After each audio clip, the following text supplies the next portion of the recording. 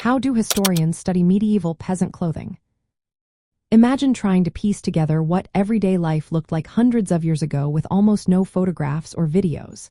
That's what historians do when they study medieval peasant clothing. They look at many clues to understand what people wore and why.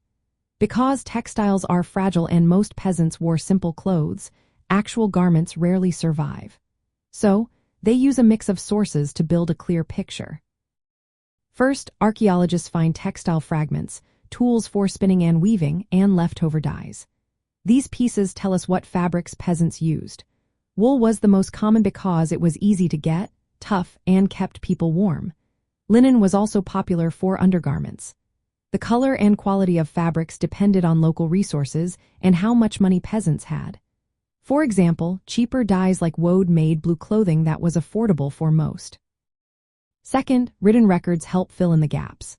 Documents like estate records, laws about dress, and household accounts show what peasants were allowed or expected to wear. Sumptuary laws often restricted peasants from wearing expensive fabrics or bright colors. Usually, peasants wore simple tunics and cloaks in muted shades like brown, gray, or blue. These laws kept clothing within certain social limits and reflected their lower status. Third, visual sources such as paintings, illuminated manuscripts, and carvings give us a glimpse of everyday clothing.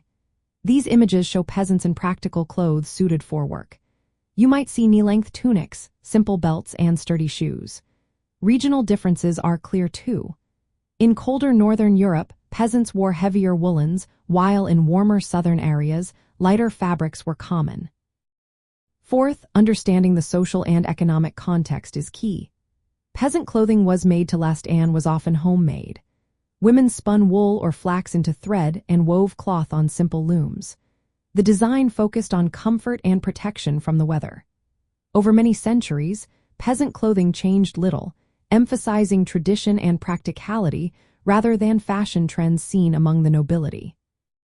Finally, by comparing all these sources and considering how society was structured, historians see how clothing reflected a peasant's role, environment, and status. Their clothes tell stories about daily life, work, and community. It's a puzzle made from many pieces, all helping us understand what life was really like for medieval peasants.